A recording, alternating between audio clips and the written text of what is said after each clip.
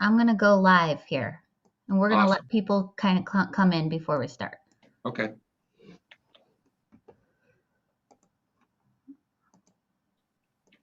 All right.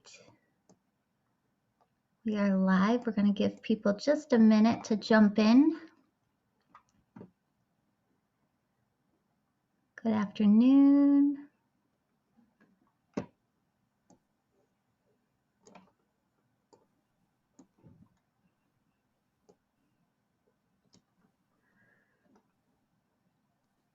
I'm watching everyone come in, so give it a couple more seconds.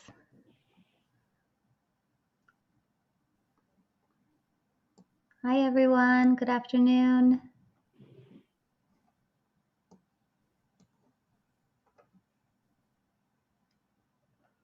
All right, out of respect for everyone's time today, we are going to get started. It's 12 o'clock on the dot. So good afternoon, everyone. Thank you so much for joining the virtual speaker series. Today, I'm so excited to introduce you to James Wilkins, also goes by Jim. And Jim, he is a OSBA certified specialist in labor and employment law for Kastner, Westman, and Wilkins, which is located right here in Akron. He is a good friend of O'Neill Insurance and a good friend of the O'Neill family. And so we're just so honored to have Jim with us today. He has spoken at our events in the past. So typically we like to do in-person lunch and learn events. And I so miss those because of the dynamic of just seeing people and coming together to learn about a particular topic. Jim, you're such a great presenter as well. And so we always get excellent feedback after your sessions. And I know some people on this call today have seen you present too. So it's an honor to have you here, Jim. I'm excited for your presentation. For all of you on the call, if you have any questions throughout this presentation, feel free to drop them in the chat at the bottom of the screen. And we will address those questions throughout the presentation. So I'll be looking at the chat throughout the presentation, and then he will also, there should be time at the end to do a little bit of Q&A. Again, we do want to be respectful of your time, so we know this session goes from 12 o'clock to 1 o'clock, and then we'll try to create some space for a little bit of Q&A too. Okay, so I'm passing the virtual mic to you, Jim. Well, thank you, Danny, for that kind introduction. And you did not mention one other point of connection between myself and the O'Neill Insurance Group, and that is that, like most of the people on this Zoom call, I suspect, I am also a client of the O'Neill Insurance. Yes, you are. Both on an individual and a professional level, my firm and myself personally. And so I think I share with all of the attendees the comfort knowing that we are in great hands when it comes to insurance coverage and risk management. So there's my plug, well-deserved, I might add, for O'Neill and for all that they do. Okay, so I want to start off a little bit off script, and then we'll get into the Prezi. I also want to encourage you, even though the format might be a little bit more challenging, to participate by asking questions, making comments if you care to unmute and jump in. And I want to start with a couple of observations as it relates to what I do as an attorney representing employers exclusively. So I like to think, well, first of all, I am an employer at my firm, and I like to think that I can relate to employers extremely well, understand your challenges, our challenges, and opportunities. And I would say that in the time that we are in right now, we have three very unusual disruptors that we have been dealing with as employers. And when I say disruptors, I don't mean to label them as either good or bad, and you'll understand my disclaimer in that regard in a minute, but they are impactful. And one disruptor, to state the obvious, is COVID-19 and the impact that has had on all employers. And I think it's fair to say that impact is absolutely unprecedented. The other disruptor that we'll talk about today is, well, broadly speaking, diversity, equity, and inclusion, and more specifically, the national dialogue that we've seen over the last year or so about racial inequity and racial injustice in society, And for anybody who thinks, well, that's in society, that's not in my workplace, well, that's clearly, in my view, wrong thinking. We definitely are experiencing in the workplace and in the workforce the same tensions, opportunities, discussion that are occurring in society more broadly around the issues of racial inequity and racial injustice. And then finally, the third disruptor that we'll certainly cover today is this new administration in Washington, the Biden administration. Now, that disruption is not unprecedented. Frankly, it happens every 4 or 8 years when there's a change in the White House. Although I would say, having been the observer of those changes for 35 years of my professional life, I would say that the current change is greater in magnitude than might be normal, meaning the different philosophy, viewpoint, perspective of the Trump administration versus Biden. And again, I'm not intending to be overly political here, but there are some remarkably different perspectives at work, and that will translate, guaranteed, into differences in policy as well. So with that, let's jump into our Prezi and talk about, well, we call it 10 action steps. Although I challenge you as we go through this to number the action steps as you think you are hearing them. And I bet none of you come up with 10 when we're done. This is just what presenters do. We don't tell you that there are 4 action steps or 13. We use 10. It's a little forced. So let's dive in. Let's talk about the Biden administration. I think it's fair to say that President Biden wasted absolutely no time in making clear that he was going to take the government and take the country in a different direction as it relates to labor and employment matters. So right off the bat, within hours of being sworn in, he was signing executive orders to change direction. And again, that is not unusual. I've watched, for example, the National Labor Relations Board swing like a pendulum back and forth for 35 years, depending on whether a Democrat or a Republican is holding office.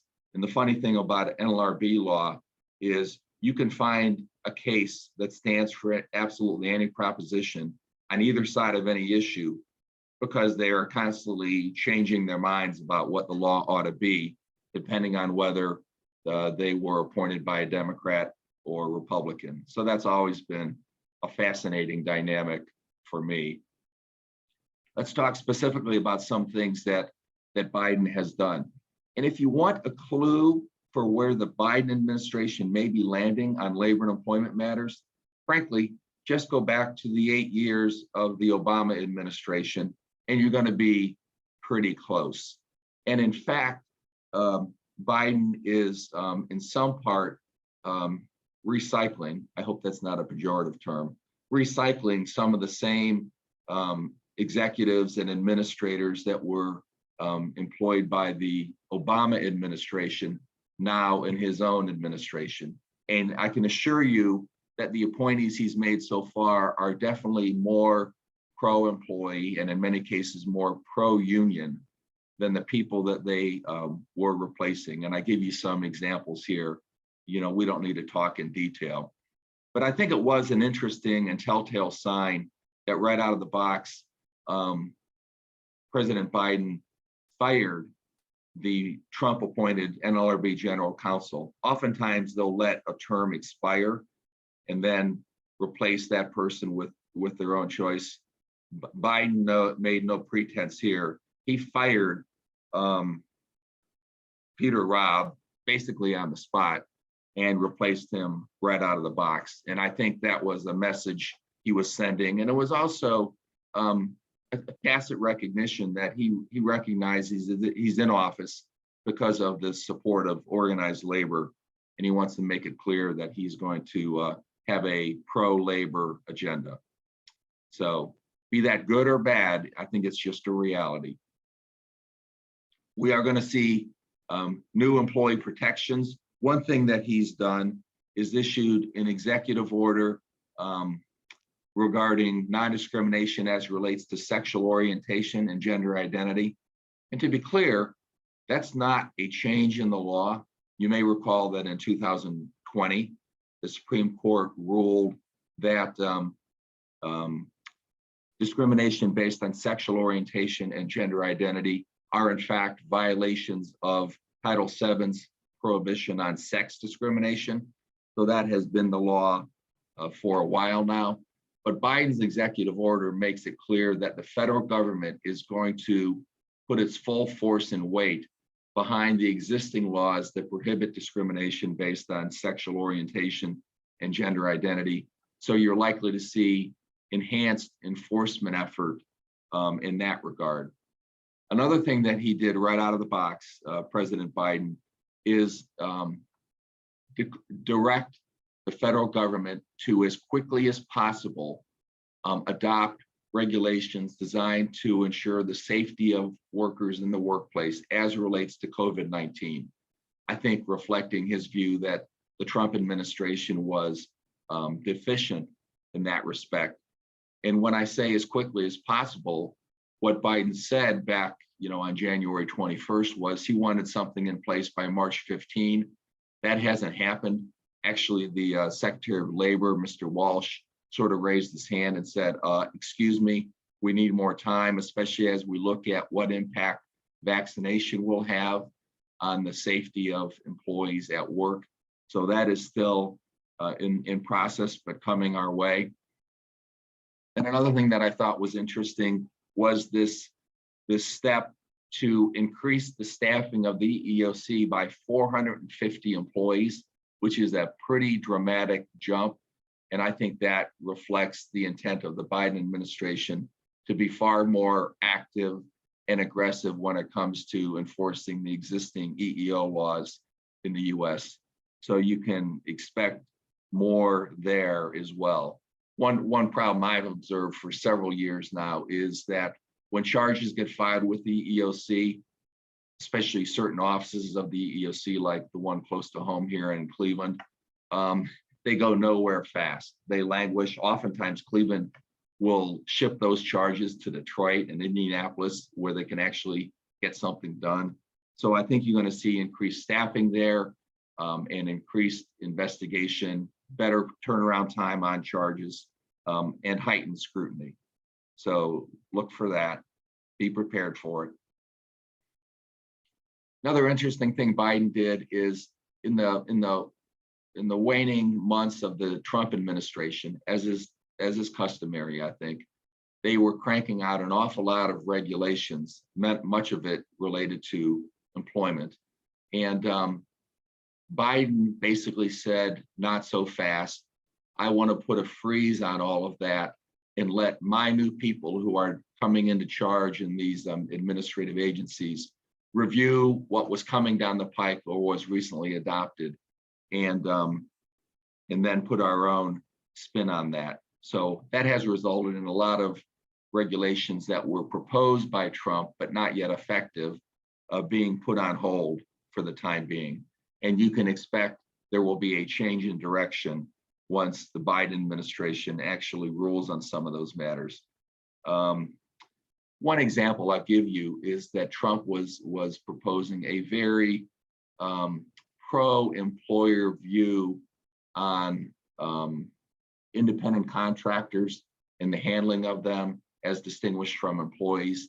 And I think the Biden administration is going to be much more pro-employee oriented on that issue. So stay tuned. Okay. Let's shift gears. I don't know if this is the second action step or not, but just ride along with me here. I think employers need to be thinking about where they stand on diversity, equity, and inclusion efforts for their workplace and for their workforce. I think the times that we're in demonstrate that DE&I and issues of racial inequity and inequality do matter to employers. They impact how your workplace functions. They impact, in many cases, your bottom line. They impact your ability to attract and retain qualified employees. And so I think you need to recognize what's going on in society and consider for yourself the best, most sensible approach for you in terms of your DE&I efforts. But to undertake none, I think represents a risky proposition for employers. So we're all on the same page. What is diversity? Well, we define it broadly as being invited to the party. You invite everybody to the party, and then inclusion is, so to speak, being asked to dance, as opposed to being invited to the party, i.e. being hired, but not really being assimilated, not being invited to provide meaningful input and bring your own unique perspectives to whatever topic the employer might be dealing with. So a diverse workforce is important, but an inclusive approach to that diverse workforce is in my view, even more important. Why does it matter? Well, I think it matters because a huge segment of society says that it matters, and therefore, more or less, it does. There are moral reasons to be an advocate of DE&I. There are also some pretty compelling business reasons, and you've probably all heard of all the various studies that have been done that show that the employers that focus on DE&I actually see an improvement in their bottom line, their performance, their innovation, etc.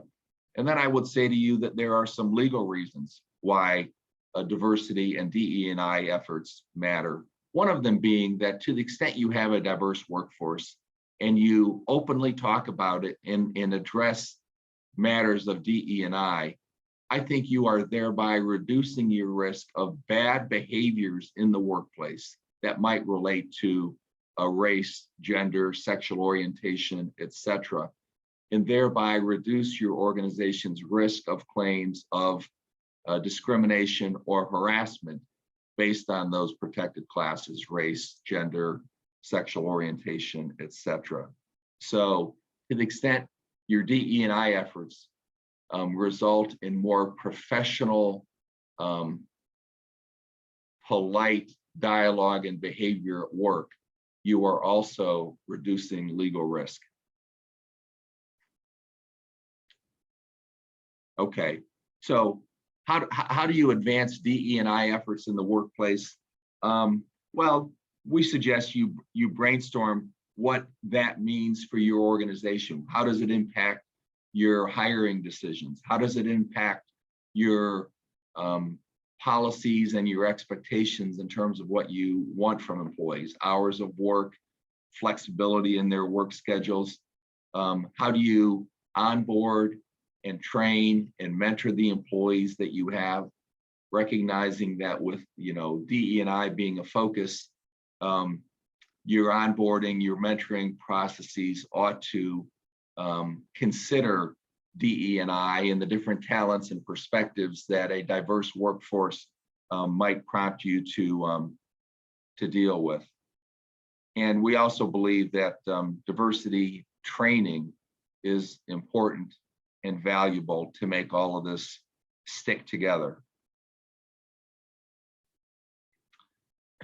Another thing that we advocate in terms of action steps is talk about DE&I, and perhaps more specifically talking about racial inequality and inequity in the workplace. So for example, at KWW, in the aftermath of the George Floyd murder, conviction confirmed yesterday, a lot of organizations put out statements asserting their position on racial inequity and injustice, and I have full respect for that. KWW didn't do that. What we did instead is talk about those issues internally and then develop an action plan where we could try to make a difference in the broader society. And what we did was develop a pro bono program where we are now working with a number of Black-owned and minority-owned businesses, providing them free legal services to help them have their house in order from an employment law standpoint, recognizing that a lot of minority-owned and Black-owned businesses have plenty of challenges they have to deal with anyways. And if we could make the challenges they face as an employer and with their employees fewer and lesser in magnitude, that might help those businesses succeed. And so that's what we've been doing for nearly the past year. And we have a relationship with 5 such employers right now where we provide them those free legal services. So you won't see a statement from us on our website about our position on racial inequity and injustice in society, but we'd like to think that we're doing something about it. And I think every employer needs to find their way in that respect. Danny, do you have a question for me? Yeah, so we had a question come in that says, when hiring an employee, can I specifically state in a job ad that our company only wants to consider diversity candidates? I was going to get to that, so it's as good a time as any to tackle that one. And that is not a pure hypothetical, because I have seen companies do that. And let's just say I've seen them do it because they catch a lot of media attention for having done it. There's a clue. Think about that. And I guess I would say that from my perspective, to say, for example, I'm only going to hire a person of color for a particular position is a declaration that you intend to discriminate in a way that violates the law, because the law requires that you not discriminate against any candidate or any employee based on color, race, national origin, etc. And so in that respect, being white is just as protected as being Black or being Hispanic. And to declare that you are going to only hire a person of one particular race or color is problematic. Most employers say, and it's perfectly lawful, to say that I am an equal opportunity employer, or we are committed to DE&I, or I do a lot of affirmative action work, and government contractors have to be an affirmative action employer. But affirmative action doesn't mean that we discriminate in favor of persons of color, for example.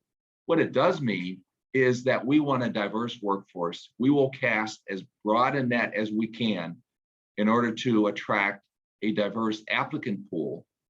And then we are committed to hiring the best person for the job.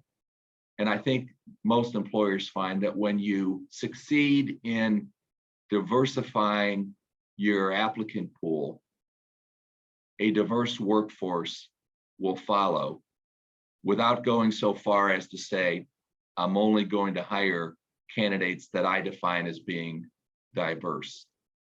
And remember, diversity is not a polar thing. It's not either white or Black. Diversity also has to do with religion and sexual orientation and cultural differences and etc. So diversity can't be reduced to Black and white. Thank you. Sure, and thanks for the question. Okay, let's I think we've covered some of this, so let's keep moving on. So at KWW, just by way of example, we had a series of conversations at work. We broke our workforce down. You know, we've got 20 some employees here. We thought putting 20 people in a room was maybe a bit unmanageable. So we had smaller group discussions comprised of, let's say, 7 or 8 people at a time, you know, with a facilitator, just having conversations about diversity, equity, inclusion, about racial inequality and injustice. And those conversations were challenging, but enlightening, helpful. You know, it's important that you set the right tone, that you set a few ground rules that call for people to be respectful of each other, even when they may have honest differences of opinion. And we think we came out on the other side of those conversations in a better place when it comes to DE&I. So I think that's an action step that you need to consider in the coming years, having those difficult conversations. Okay, so another topic that I've had a lot of conversation with clients of late is remote work. Is it here to stay? And through the remainder of my talk here over the next half hour or so, we're going to talk about variations on the same theme. Working remotely, how do we deal with return to work? Do I require my employees to be vaccinated before they come back to work? You know, those are all pressing issues thrown at employers because of that disruptor, as we called it at the beginning, the COVID-19. So there is not, I guarantee you, a one-size-fits-all answer to whether or not remote work is here to stay. There are lots of settings where remote work hasn't been and will not be an option. You know, when you employ employees who are making widgets, then they need to be in your factory making widgets. But where remote work is viable and where you've been doing it because of the imperatives of COVID-19, it begs the question of whether you're going to keep doing it. And again, there's no uniform answer to that. I had a fascinating hour conversation this morning with a professional services firm grappling with how do we bring people back to work? What about the people who don't want to come back to work? And those people fall in several different categories. Some of them have a medical basis or concern about coming back to work. Some simply prefer working from home, be it for legitimate or not so legitimate reasons. And so employers are encountering all forms of resistance to the idea of bringing employees back to work. And so then the action step for you as an employer is to formulate a policy for how you're going to deal with remote work and transitioning people back to on-site work. So you might find that there's going to be a combination of the two, that in some cases you'll allow employees to work from home depending on their position and their perhaps proven track record of being able to work successfully from home or not, and based on the needs of the business. And I think in the short term, a lot of employers are taking the view that we don't want to bring everybody back en masse because that creates problems in terms of social distancing. So they're transitioning people back to work very gradually. I guess what I would say is from a big picture standpoint, what I think employers have to do is, number one, embrace that it's their decision to make within the bounds of the law, whether people work remotely or you require them to work from home. I think you need to demonstrate that you put the safety and health of employees at the very forefront of any decision that you make, which to me means you have to make sure that your policy, your decisions, your practices are well grounded in science as set forth by CDC primarily and the state of Ohio secondarily. And then you need to basically say to employees, based on all that input and based on our concern for your health and safety, here's how we're handling it. Because it is in fact your prerogative to decide how it should be handled. And then you need to enforce that as consistently and uniformly as possible. And to the extent you have some employees who cannot embrace your approach to this very challenging problem, you may lose some of those employees.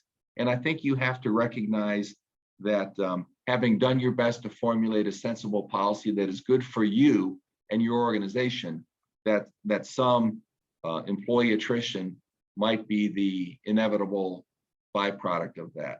But what you won't have, hopefully, is chaos, which is what I think employers are experiencing if they don't adopt a viewpoint, a position, a policy on the issue. Okay. During the phase of largely remote work, and as you transition back, and then whatever you land on in terms of perhaps some hybrid of remote and on-site work in the future, you have to consider how you maintain or improve employee productivity. And secondarily, we'll touch upon how you maintain or improve on employee morale, employee mental health, well-being, your workplace culture, because all of those things are impacted by and challenged by the decisions you make with respect to remote work. I've heard consistently and frankly experienced here for myself the challenges of maintaining culture and maintaining connectedness when you don't see each other physically very often. And perhaps you don't even see each other virtually like we're doing here often enough. So I think employers need to consider strategies that help promote productivity and engagement of employees, no matter what mix of on-site and remote work they might decide is best for their organization. Okay, let's keep moving along. So COVID-19 has been an interesting phenomenon from my perspective, in that a lot of people have worked remotely, primarily from home, but not exclusively from home, for quite a while now. And you might think, well, boy, isn't that awesome? And doesn't that reduce stress? And I would say, not so fast. It may or may not, because if you're a working mom or dad and your school age kids are at home being schooled, not in school, I don't have school age kids anymore, but I do not regard that scenario as stress-free or even low stress. I think there are probably a lot of parents who probably got to the point where they said, boy, I wish I could go back to work. So I think employers have to be sensitive to the fact that there are all kinds of different stressors that are in play because of the circumstances that we have been in and continue to be in terms of this hybrid work remotely versus work on site situation. And I think employers being aware of that dynamic and those potential stressors can do some things to help relieve that stress for employees, in part by how they transition employees from remote work back to on-site work, for example. So all of that brings into play the issue of mental health. I think over the last, let's say 20 years, there's been a decided trend in the mental health area, where I think by and large, we're better able to recognize that mental health is, so to speak, just another health issue without quite the same stigma as it once had. And I think that helps lower some barriers to dealing with those mental health issues when they arise at work. And I think employers have seen a definite uptick in mental health issues among their workforce because of COVID, because of the stresses involved with remote work, because of the stresses involved with employees who have legitimate fear of contracting the illness. So we've seen a lot of activity on the mental health front. We've also seen an uptick in charges filed against employers with EEOC and OCRC based on mental health issues. So you need to be aware of that and be prepared to respond to it. So I think I've largely touched upon this, but I think you need to have a return to work plan in place and then implement that plan as consistently as you can. And I guess I will observe that the resistance to coming back to work has taken two forms primarily. The one is the group of employees who say, I have a medical condition that causes me to be concerned about coming back to work. And even there, I think you need to drill a little bit deeper, and you need to recognize that when that issue is raised by an employee, you have the right under the FMLA, ADA, even HIPAA, if you want to presume that that's in play, to ask questions of the employee about that health condition. Because if an employee is going to invoke the ADA as their basis for wanting to continue to work at home, then you have the right to go through the same accommodation process with them as if the employee were saying, I have a bad back. What can you do to accommodate me? And so from an employer's perspective, allowing an employee to work from home because of a supposed disability requires you to consider whether or not the accommodation they ask for, i.e. working from home, is in fact necessary for the medical condition that they have. Because oftentimes what we're finding is they might in fact have a disability. I had one this morning where the employee said, I have diabetes. I don't want to come back to work right away. Well, for me, there's a little bit of a disconnect between I have diabetes and I can't work while COVID is still lingering around. But don't rely on my opinion on that. I think you always have to get a medical expert involved to help you connect the dots or not connect the dots, as the case might be. But the primary point being, when an employee says, I don't want to come back to work right now, I want to keep working remotely because I have a disability, the employer should, number one, confirm they have a disability. Number two, get a statement from the employee's doctor that connects the dots. Why is it that because of this disability, this employee cannot return to my workplace, which, by the way, I can regard as completely safe for everybody because of all the precautions that we've taken. And then you just have to apply, the data that you gather to make an informed decision. Do they have a disability? Is an accommodation necessary? Is the accommodation they're asking for, let's say it's remote work, is that reasonable? Or does it impose an undue hardship on me as an employer? And as relates to that undue hardship issue, I think our experience over the last year has made it somewhat harder for an employer to prove undue hardship with remote work on an ongoing basis, because I think there's an increased perception, and maybe reality as well, that in many cases, remote work is a viable alternative and does not necessarily impose an undue hardship on the employer. So carefully consider that undue hardship dynamic before you play that card as your sole basis for not letting somebody continue to work remotely because of a disability. Okay, we've talked about the hesitant employee. Danny, you have a question? Yes. Could the health conditions be related to mental health to substantiate a disability? The short answer is yes. So under the ADA, a disability is defined as a physical or mental condition that substantially limits a major life activity. So, for example, someone could say, I have a mental disability, a behavioral health issue that will make it extremely hard or impossible for me to come back to work. Maybe they have a phobia that is related to catching a disease, and it's legit, it's bona fide. And if that's true, then maybe that's the, what I will say, the unusual case where they might be able to say the accommodation I'm asking for, i.e. remote work, is in fact necessary for me. It's not just a matter of convenience, it's a matter of imperative. So mental health issues definitely come into play when you're dealing with the ADA and the remote work issue. Okay. Thank you.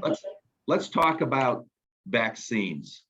And if we were in a room together, I'd ask you to raise your hand if you have decided as an organization to require employees to be vaccinated.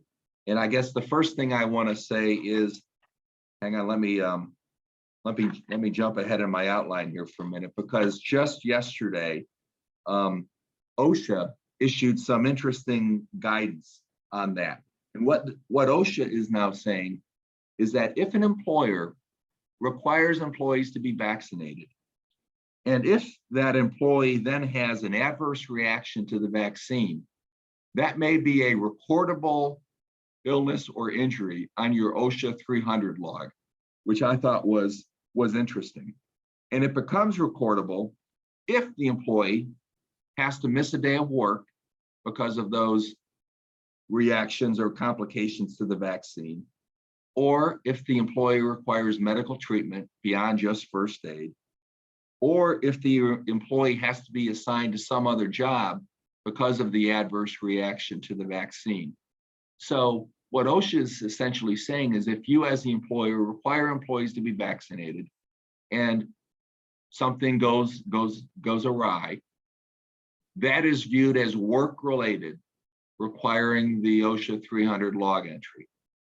I also think that development makes it more likely that an employee who has an adverse reaction to a vaccine, if you require them to be vaccinated, to try to turn that into a workers' comp claim as well.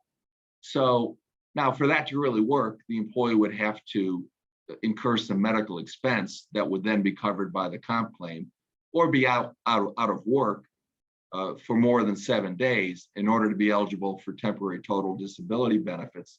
But under either of those scenarios, it's entirely possible that the employee will say, my adverse reaction to the vaccine is work-related because you, my employer, required me to be vaccinated. So I think you need to factor that in. But you are in fact permitted as an employer to require employees to be vaccinated if you think for whatever reason that makes sense for your organization. That's okay. It might not be a popular decision given the polarization that we see on views toward vaccination, like the polarization we see on so many things these days. You are allowed to offer incentives for employees to be vaccinated, but they basically need to be de minimis incentives, like a water bottle, a pat on the back, not some big monetary incentive. And you're allowed to ask employees if they have been vaccinated. The EEOC has said that under the ADA, that is not viewed as a medical exam or inquiry for you to simply ask an employee, have you been vaccinated? But I will caution you, do not ask the follow-up question if they say no, of why, because the why is likely to elicit a medical basis for the employee not having been vaccinated. And that's why the why question is off limits. Okay. So you have to decide also how you're going to treat employees who have been vaccinated, perhaps versus those who haven't, if you know who's in each camp and how you're going to deal with them. And the law gives you some pretty decent latitude there in terms of how you deal with those two groups. But I guess I would say bottom line is whether someone has been vaccinated or not, you should be striving toward a workplace that is safe for everybody, including those who have been vaccinated and those who have not.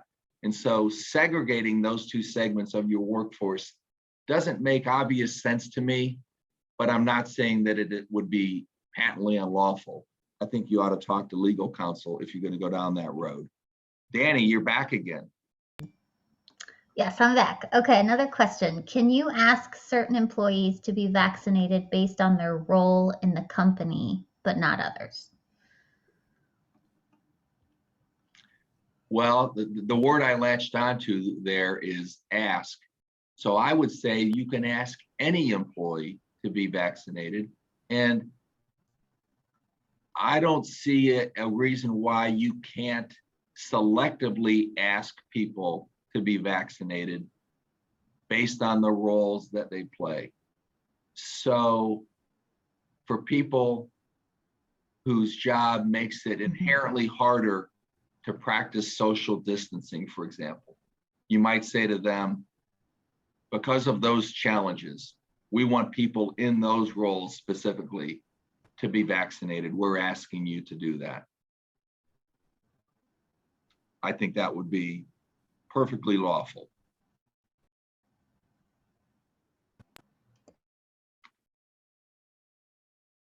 Okay, so briefly, I think COVID-19 has changed the recruitment and hiring dynamic quite a bit.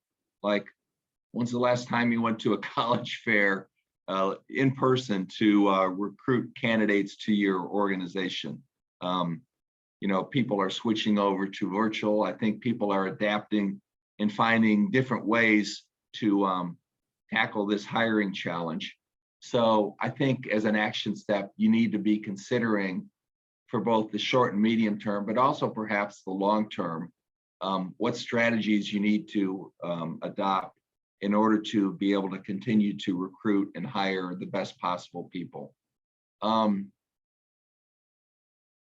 that same theme, but shifting gears on you for a minute, I think employers need to carefully consider the impact on recruitment of what is likely to be a substantial increase in the minimum wage.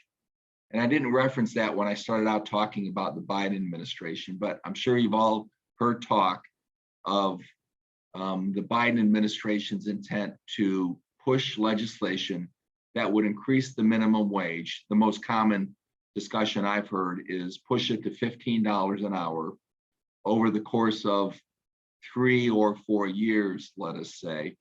And I think some version of that seems likely to pass because I think it's probably at the top of the Biden administration's agenda. And oddly enough, it's at the top of the agenda for labor organizations, which is counterintuitive to me because I think they benefit more from being able to say to employees that we can increase your wage to a living wage. And if a statute does that for employees, then employees might ask what a union is really going to do for them. But I think you need to consider if something like the $15 minimum wage over the next 3 or 4 years were to happen, what will that mean to my organization? Because it doesn't, in my view, just mean you have to increase the entry rate to that. What does it do for all of the other employees who are currently making more, albeit maybe not much more than $15 an hour? Do you let compression happen, or do you bump everybody else up as well in order to maintain a decent spread of wage rates? And how do you pay for all that? And the how do you pay answer is going to vary depending on whether you're a public sector, private sector, for-profit, not-for-profit. But I don't think it's too soon as an action step to be having some internal discussions about the what if some version of a substantial increase in minimum wage happens? How do we as an organization respond to that? Okay. Let's go to what I'm pretty sure is the last action step, whether it's number 10 or not, I couldn't tell you. And that is continue workplace training. So, my firm spends a lot of time and resources providing training and support to our clients on a wide variety of topics. And I would say that during the first 6 months of COVID, so let's just call it March to September of last year, we saw a pretty significant fall off in the investment that employers were making on training. Not the least bit surprising. During that mode, most employers were fighting figurative fires, not thinking about something more proactive like training. We've seen the pendulum swing back in that regard, and we are doing more training now, all of it virtual. And I think the need for training has not subsided just because more people are working remotely, people are interacting less directly and personally in the workplace. So I think employers need to continue to identify their training needs and make that commitment, especially when they are faced with so many unique challenges right now from the racial and equity and equality standpoint, and how that might support the need for training on professionalism and harassment and discrimination in the workplace. DE&I training itself etc. So I encourage you to continue to think about workplace training, put it in your budget, and identify the highest needs given the peculiar times that we are in. So, Danny, I'm going to pause there. I tried to leave a few minutes here at the end for any questions that our folks might have, and I'm going to stop sharing this. All right. Well, that was a great presentation. Thank you. Very informative. I took a ton of notes. It was a whirlwind, I'll say that. So yes, we have about 10 minutes for Q&A. So feel free to drop your questions either in the chat or the Q&A box, either one. I'm kind of watching both. And I'm gonna make sure I didn't miss any.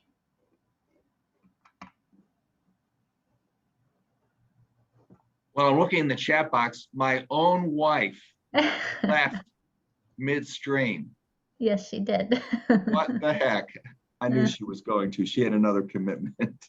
She had a good question. She asked a good question. So One of those questions was hers, huh? Okay. yeah.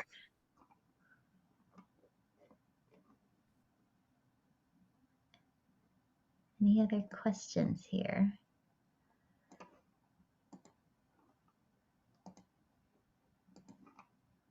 Okay, I got one coming in. Trying to pull up my chat box separate. Oh, I see one question from Lydia. Can an employer ask if an employee has been vaccinated? And are other employees privy to that information? So the answer is yes, you can ask an employee if they've been vaccinated, because the EEOC, somewhat surprisingly to me, until I drilled down a bit, EEOC has said that's not a medical exam or inquiry, because you're not asking the why question. You know, if you haven't been vaccinated, why not? And the mere answer to that question, have you been vaccinated, does not remotely elicit any diagnoses or medical condition for that employee. So that's a safe question. So logic would suggest that if the question is not a medical question, neither is the answer. And so the answers of all those employees collectively should not be protected. But that would not be my advice to an employer. I think if you're gathering a list of who's been vaccinated and who hasn't, I would regard that as confidential medical information, even though if the EEOC is being logical and consistent about their position, they would have to agree that's not really medical information. I just wouldn't share it beyond a need-to-know basis. I would keep that close to the vest. So I hope that answers that question. Thanks, Lydia.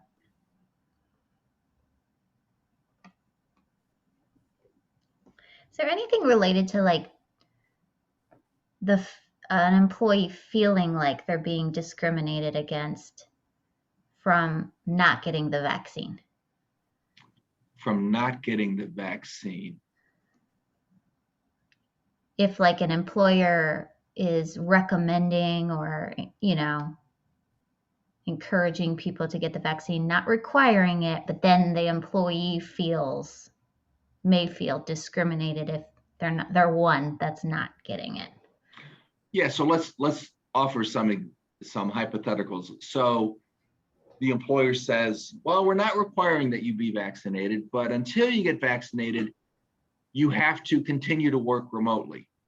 Now, you know, most employees would react to that with glee, like, I'll be glad to keep working remotely, but some wouldn't.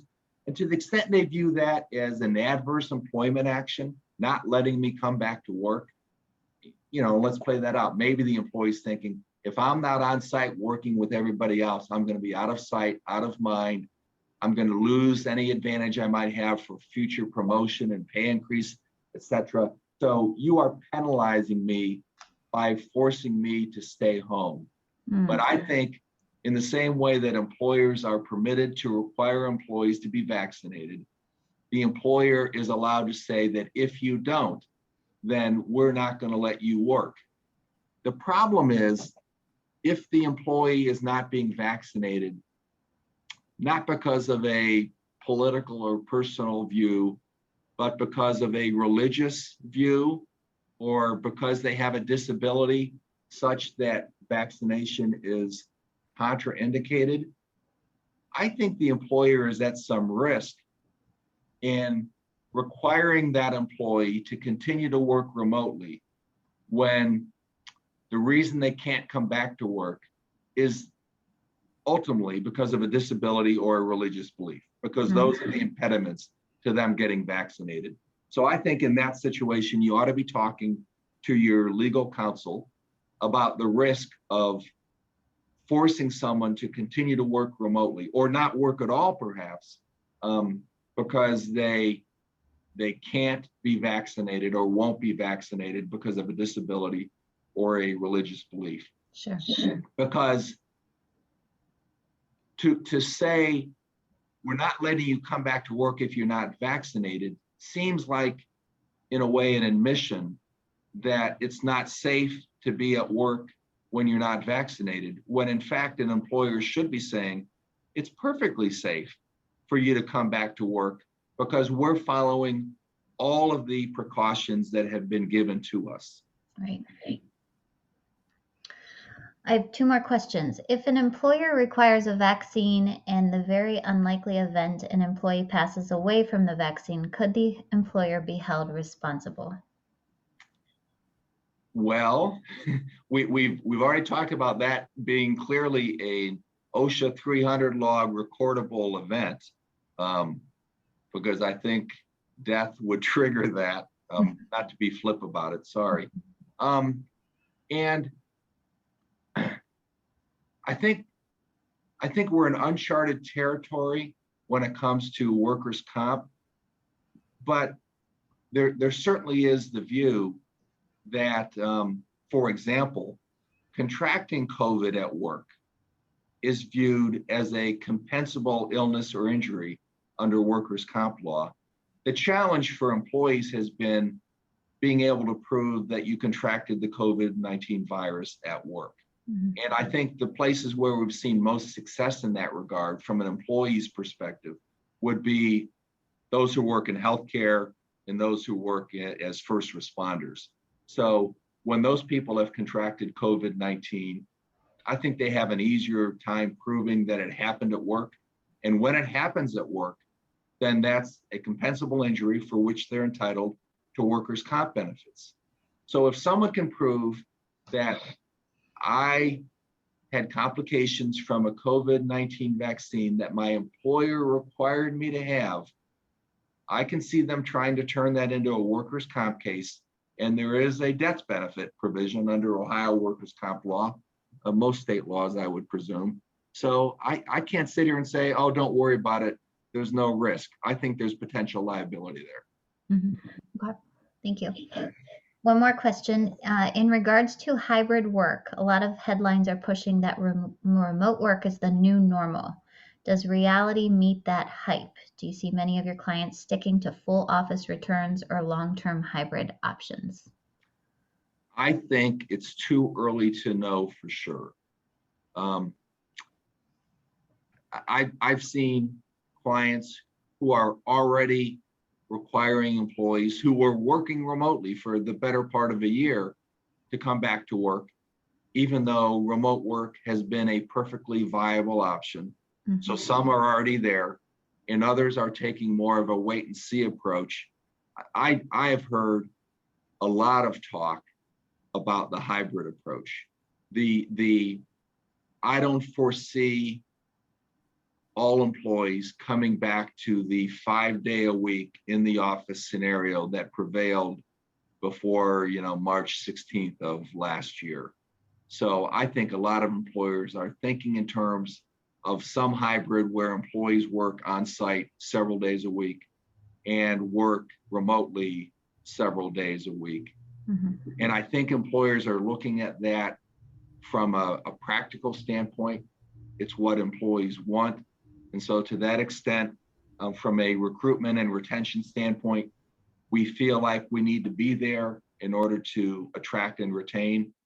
because, you know, especially in some of the professions, I think employees who have found remote work to be extremely appealing will in fact make decisions about where they work and how long they stay there based on whether their employer allows them to work remotely. So I think you need to consider, given your organization's own circumstances, do you need to have that competitive advantage of offering remote work in order to hang on to the people you already have, in order to attract the people that you want to have? Mm-hmm. And the answer is going to vary from one organization to the next. But I don't think we really know yet how that's all going to shake out. Right. That's a great response. Thank you. And we are at 1 o'clock on the dot. So perfect timing. We got through the questions. I will follow up with you all with an email with all of Jim's contact information and the outline of his presentation. So you'll have that. And thank you so much for Jim for being here with us today. I hope to see you all next year live and in person, not remote. Yes, but we would love that. Danny, please take a hybrid approach and have some in-person workshops. That's the goal. That's the goal. Okay, great. All right. Thanks, thank everybody. you. Have a great Have afternoon. a good day and a good week. You too.